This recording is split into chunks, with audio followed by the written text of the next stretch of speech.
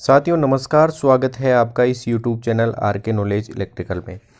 दोस्तों जैसा कि आपको पता है कि आज अपना एक ऑनलाइन टेस्ट कंडक्ट करवाया था, तो ये अपना ऑनलाइन टेस्ट नंबर 13 था, जिसके आंसर की लेकर अपन एक बार फिर से उपस्थित हुए हैं। जिन्होंने ये टेस्ट दिया है वो इस वीडियो को ज़रूर देखें और अपने आंसर का मिलान कीजिए। अपने आंसर का मिलान आप ज़रूर ध्यानपूर्वक करें, क्योंकि क्वेश्चन का सीरियल नंबर और ऑप्शन का सीक्वेंस जो है वो चेंज आपको मिल सकता है। तो अपना आंसर का मिलान आप ज़रूर ध्यानपूर्वक करें।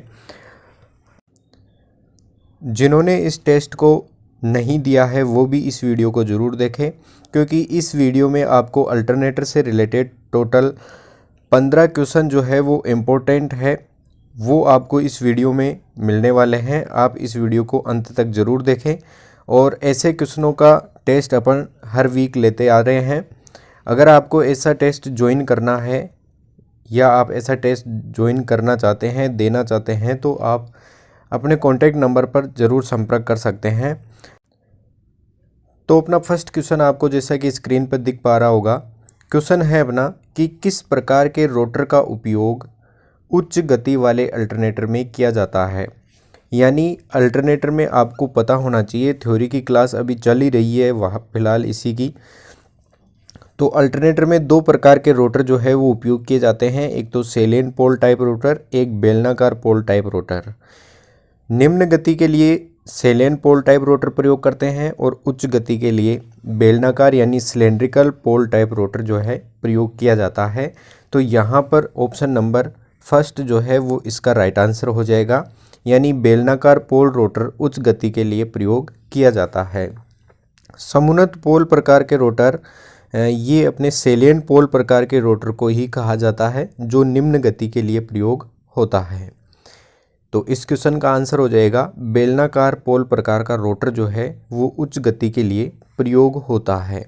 चलते हैं नेक्स्ट क्वेश्चन की तरफ। क्वेश्चन नंबर 2 है, अल्टरनेटर में एक्साइटर के रूप में प्रयोग होता है। एक्साइटर आपको पता होना चाहिए कि एक्साइटर जो है वो अल्टरनेटर की फील्ड वाइंडिंग को उत्तेजित करने के लिए प्रयोग किया जाता है। और एक्साइटर के रूप में अपन एक छोटा डीसी शंट जनरेटर मोस्टली प्रयोग करते हैं। तो शंट जनरेटर का तो कोई ऑप्शन है नहीं, पर अपन को सीधा जो ऑप्शन मिला है वो है डीसी जनरेटर।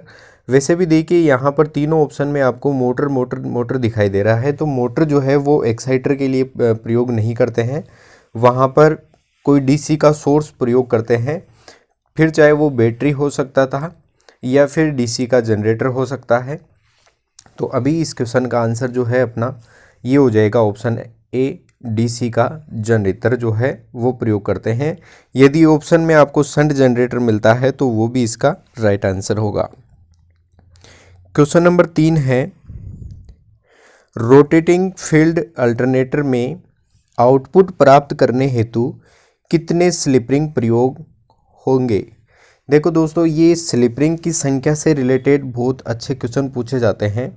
इसका पूरा टोटल वीडियो जो है वो आपको इंट्रोडक्शन या बेसिक इंट्रोडक्शन की क्लास में जो है आपको मिल जाएगा, तो चैनल पे जाके आप इसको ज़रूर देखें।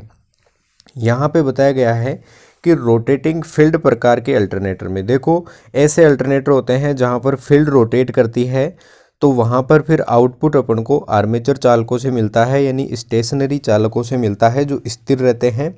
यहाँ पर फील्ड रोटेट कर रही है तो फील्ड को अपन एक्साइट करते हैं, और फील्ड को एक्साइट करने के लिए आपको पता है कि डीसी सप्लाई की ज़रूरत होती है, और इसके लिए डीसी जनरेटर प्रयोग करते हैं, जैसा कि पिछला क्वेश्चन था।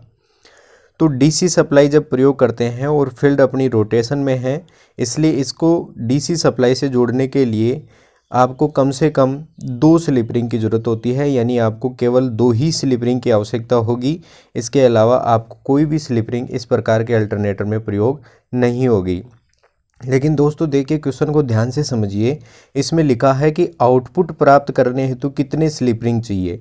आपको यह नहीं पूछा है कि फील्ड को एक्साइट करने के लिए या अल्टरनेटर में कितने स्लिप रिंग होगी, आपसे ये पूछा है कि आउटपुट प्राप्त करने के लिए कितनी स्लिप रिंग होगी।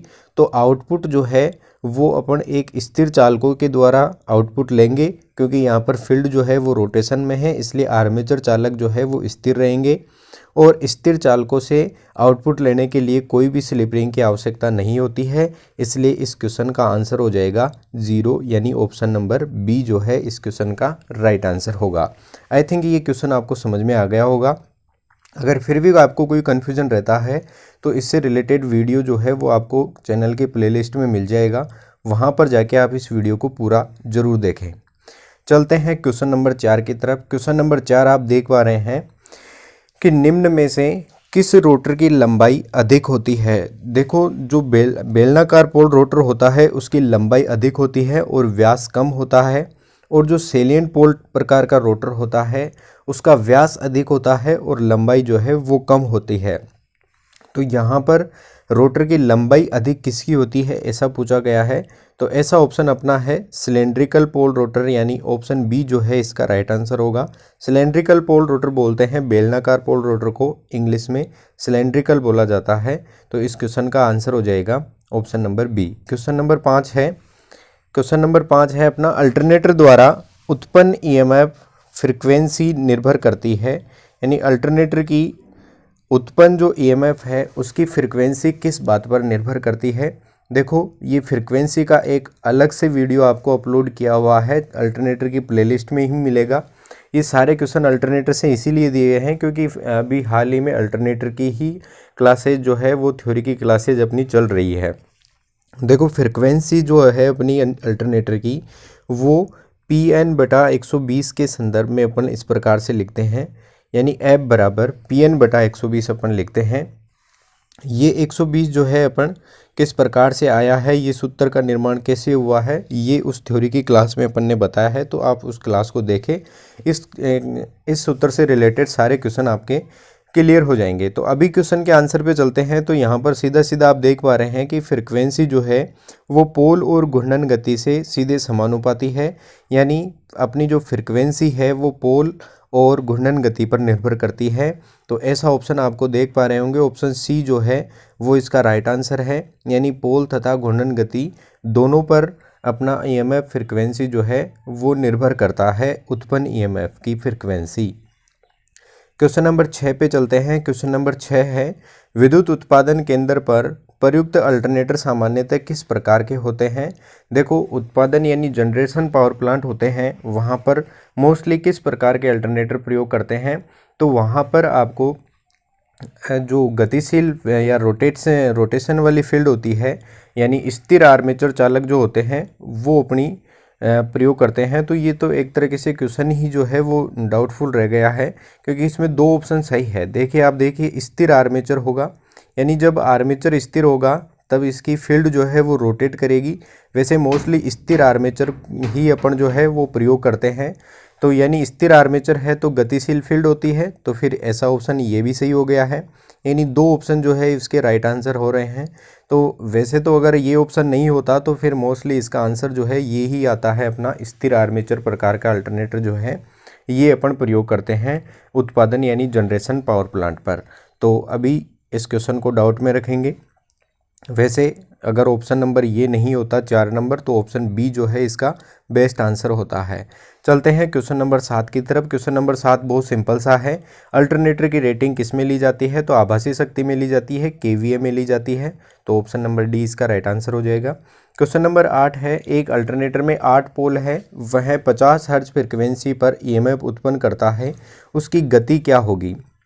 देखो, आपसे गति पूछी है, आपको अभी थोड़ी देर पहले ही मैंने आपको एक सूत्र बताया है फ्रिक्वेंसी का, F बराबर Pn/120 जो है ये सूत्र होता है।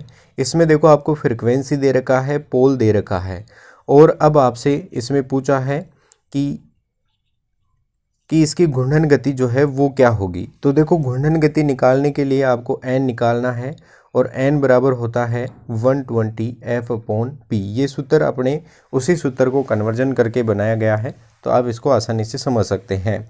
तो इस सूत्र में देखो 120 आ जाएगा, F की जगह अपन 50 रख लेंगे, और पोल की जगह जब 8 रख लेंगे तो इसकी घूर्णन गति जो है आप इसको कैलकुलेशन करेंगे तो इसका आंसर आएगा 750।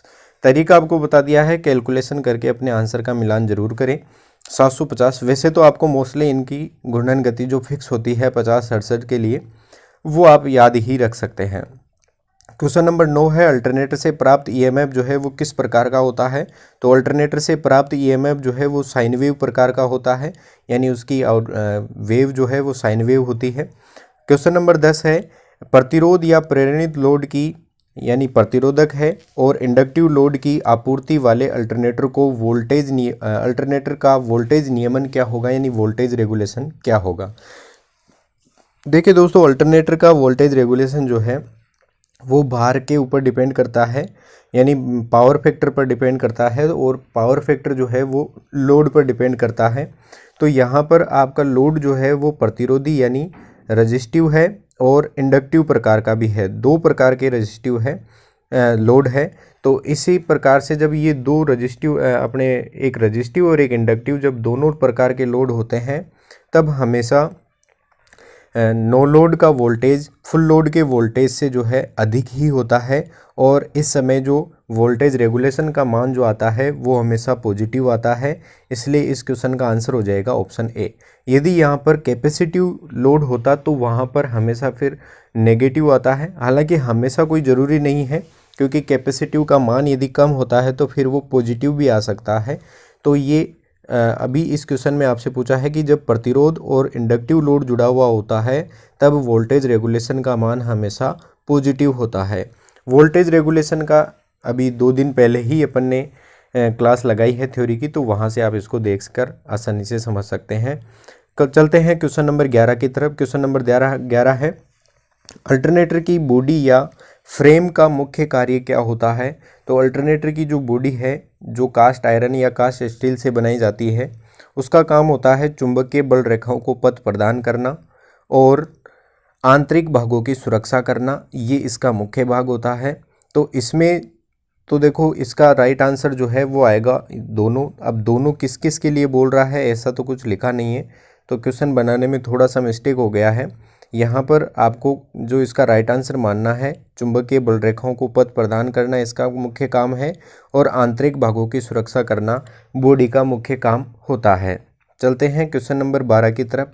12 है पन बिजली घर में प्रयुक्त अल्टरनेटर का रोटर किस प्रकार का होता है। पन बिजली घर अपन उसको कहते हैं हाइड्रो पावर प्लांट को, यानी जहाँ पर पानी से बिजली बनती है, जल के द्वारा बिजली बनाई जाती है, उन्हीं को हिंदी में पन बिजली घर कहा जाता है। और वहाँ पर जो अल्टरनेटर की स्पीड होती है वो कम होती है, और आपको पता है कि कम स्पीड के लिए अपन सेलिएंट पोल प्रकार के रोटर जो है वो प्रयोग करते हैं। इसलिए इसका राइट आंसर जो है वो आ जाएगा ऑप्शन नंबर सी, यानी सेलिएंट पोल प्रकार का रोटर। देखो वैसे भी आपको पता है कि उच्च गति के लिए बेलनाकार रोटर प्रयोग करते हैं, और अगला ही ऑप्शन जो है वो बेलनाकार रोटर आ गया। तो ऐसे 2 ऑप्शन साथ में आ गए, और फिर तीसरा ऑप्शन भी इसी से रिलेटेड है कि व्यास कम होता है और अधिक लंबाई वाला रोटर बेलनाकार रोटर ही होता है। तो ऑप्शन नंबर सी जो है वो अपना राइट आंसर है। सेलिएंट पोल प्रकार का रोटर जो है वो हाइड्रो पावर प्लांट के लिए अपन प्रयोग करते हैं। क्वेश्चन नंबर 13 है कि सिंगल फेज रोटेटिंग आर्मेचर प्रकार के अल्टरनेटर में प्रयुक्त स्लिप रिंग की संख्या कितनी होती है। देखो स्लिप रिंग की संख्या से रिलेटेड ये दूसरा क्वेश्चन है। आपसे पूछा है कि सिंगल फेज रोटेटिंग आर्मेचर, यहाँ पर जो आउटपुट लेने का तरीका है वो आर्मेचर से अपन आउटपुट लेते हैं। तो आर्मेचर अपना जो आउटपुट लेने वाला हिस्सा है वो रोटेट कर रहा है, तो उसका आउटपुट लेना है। और वो आउटपुट देखो सिंगल फेज का अल्टरनेटर है तो आउटपुट अपन फेज और न्यूट्रल 2 ही तार से लेंगे, तो स्लिप रिंग भी फिर अपन 2 ही लगाएंगे। तो इस क्वेश्चन का राइट आंसर हो जाएगा ऑप्शन नंबर बी जो है वो 2 हो जाएगा। यानी सिंगल फेज रोटेटिंग आर्मेचर प्रकार के अल्टरनेटर में अपन 2 स्लिप रिंग प्रयोग करते हैं। देखो सिंगल फेज का रोटेटिंग आर्मेचर आए या सिंगल फेज का रोटेटिंग फील्ड आए, दोनों के अंदर ही अपन स्लिप रिंग की संख्या 2 ही प्रयोग करते हैं। क्योंकि यदि रोटेटिंग फील्ड होता तो वहाँ पर फील्ड को डीसी सप्लाई देते हैं, और डीसी सप्लाई को में भी 2 तार होते हैं, तो वहाँ पर भी अपन को 2 स्लिप रिंग की आवश्यकता होती है। स्लिप रिंग की संख्या 3 जब अपन प्रयोग करते हैं जब अल्टरनेटर अपना 3 फेज का हो और रोटेटिंग आर्मेचर प्रकार का हो और वहाँ पर वो हो डेल्टा कनेक्टेड हो, तब अपन 3 प्रयोग करते हैं। और जब वो स्टार कनेक्टेड हो तब अपन 4 स्लिप रिंग प्रयोग करते हैं। क्वेश्चन का आंसर अभी हो जाएगा ऑप्शन नंबर बी, यानी 2 स्लिप रिंग अपन प्रयोग करते हैं। क्वेश्चन नंबर 14 है यदि किसी अल्टरनेटर को लोड से हटा दे तो उसकी वोल्टता 480 से बढ़कर 660 हो जाती है, उसका प्रतिशत वोल्टेज रेगुलेशन कितना होगा। देखो वोल्टेज रेगुलेशन का सूत्र आपको पता है कि वोल्टेज रेगुलेशन का जो अपना फॉर्मूला होता है वो होता है V N L minus V F L बटा वी एफ एल इंटू 100, ये इसका फॉर्मूला होता है। यानी no load minus full load बटा फुल लोड इंटू 100 जब अपन करते हैं तो इस प्रकार से अपन वोल्टेज रेगुलेशन निकाल सकते हैं। अब देखिए आप इसको इसमें से पहचान लीजिए कि उसकी वोल्टता 480 से बढ़कर 660 हो जाती है, यानी जब लोड जुड़ा हुआ है उस समय अल्टरनेटर का वोल्टेज 480 है, और जब लोड नहीं है, जब लोड हटा लिया है उसके बाद इसकी वोल्टेज 660 है। यानी नो लोड की वोल्टेज जो है वो 660 वोल्टेज है और लोड पर अल्टरनेटर की वोल्टेज जो है वो 480 है। तो अपन इसी को फॉर्मूले में रख लीजिए। नो लोड का वोल्टेज जो हो जाएगा अपना हो जाएगा 660 और अपना फुल लोड का वोल्टेज जो है वो हो जाएगा 480, और जब फुल लोड के वोल्टेज का अपन डिवाइड कर देंगे और गुणा में 100 कर देंगे तो इस क्वेश्चन का आंसर जो है वो आ जाएगा। तरीका आपको बता दिया है, कैलकुलेशन करके आंसर का मिलान जरूर करें। इस क्वेश्चन का आंसर जो है वो आएगा 37.5%। ठीक है, चलते हैं नेक्स्ट क्वेश्चन की तरफ, और इस वीडियो का ये लास्ट क्वेश्चन है।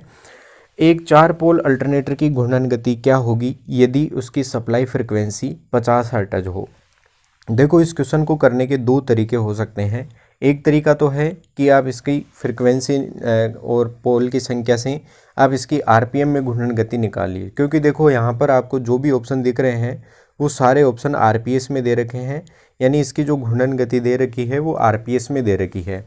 देखो मोस्टली लोगों ने इसका आंसर ए किया है, जबकि ये गलत है, क्योंकि ये जब आता है जब इसकी गति जो है वो आरपीएम में होती है।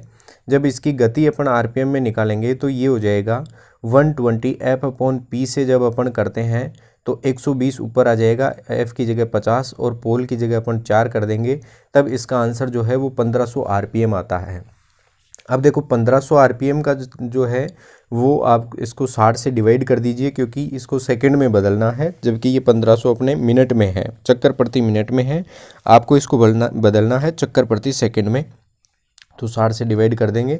60 से जब इसको डिवाइड करेंगे तो इस क्वेश्चन का राइट आंसर जो है वो आ जाएगा ऑप्शन नंबर सी, यानी 25 आरपीएस, यानी 25 राउंड पर सेकंड जो है ये अल्टरनेटर करता है, तब ये 4 पोल पर 50 हर्ट्ज की फ्रिक्वेंसी पर रोटेट करता है या उत्पन्न करता है। ठीक है, तो ये एक छोटा सा वीडियो था जो अपन ने ऑनलाइन टेस्ट कंडक्ट करवाया था उसके आंसर के से रिलेटेड। तो ऐसे ही टॉपिक वाइज अपन ऑनलाइन टेस्ट लेते रहते हैं। तो आई थिंक ये अल्टरनेटर से रिलेटेड जो 15 क्वेश्चन आपको बताए हैं, बहुत कुछ आपको नया सीखने को ज़रूर मिला होगा। धन्यवाद।